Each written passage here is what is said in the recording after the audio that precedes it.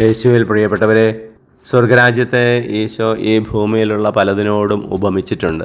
കടുകുമണിയോട് സദൃശമാണെന്ന് പറയുന്നു, കടലിൽ എറിയപ്പെട്ട വലയ്ക്ക് സദൃശമാണെന്ന് പറയുന്നു, എല്ലാത്തരം വിത്തുകളും വിതയ്ക്കുന്ന കർഷകന് തുല്യനുമാണെന്ന് പറയുന്നു. അങ്ങനെ സ്വർഗരാജ്യം ഈ ഭൂമിയിൽ തന്നെ, നമ്മുടെ ഇടയിൽ തന്നെ ഉണ്ട് എന്നാണ് ഇന്നത്തെ വചനത്തിലൂടെ ഈശോ നമ്മളോട് പറയുക. ആരാണ് സ്വർഗരാജ്യത്തിൽ പ്രവേശിക്കുക? ദൈവത്തിൽ വിശ്വസിക്കുന്നവർ, ദൈവത്തെ സ്നേഹിച്ചവർ, ചുറ്റുമുള്ളവരെ സ്നേഹിച്ചവർ, ദൈവേഷ്ടമനുസരിച്ച് ജീവിച്ചവർ. അവർ ഈ ഭൂമിയിൽ ജീവിച്ചപ്പോൾ ഇങ്ങനെ ജീവിക്കുമ്പോൾ സ്വർഗരാജ്യമായ ഒരു അനുഭവത്തോടുകൂടിയാണ് ജീവിച്ചത്. അതിൻ്റെ തുടർച്ച അവർക്ക് മരണശേഷം കിട്ടുന്നു എന്നുള്ളതാണ്. നരകത്തിൽ പോകുന്നവർ നരകതുല്യമായ ജീവിതം ഈ ഭൂമിയിൽ തന്നെ, ആരെയും സ്നേഹിക്കാതെ എല്ലാവരോടും പിണങ്ങി കഴിയുന്ന ശത്രുതയുടെ ഒരു മനോഭാവം മരണശേഷവും തുടരുമ്പോൾ അത് നരകമായി മാറുകയാണ്. അപ്പോൾ അതുകൊണ്ട് സ്വർഗരാജ്യം നമ്മുടെ ഇടയിൽ തന്നെയാണ്.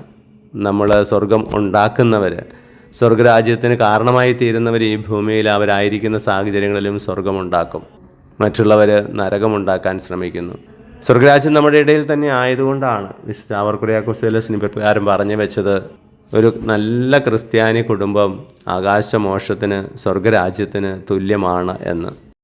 സ്നേഹനാഥനായ ഈശോയെ, ഞങ്ങളെ അനുഗ്രഹിക്കുമാറാകണമേ, ഇപ്പോഴും എപ്പോഴും എന്നേക്കും. ആമേൻ.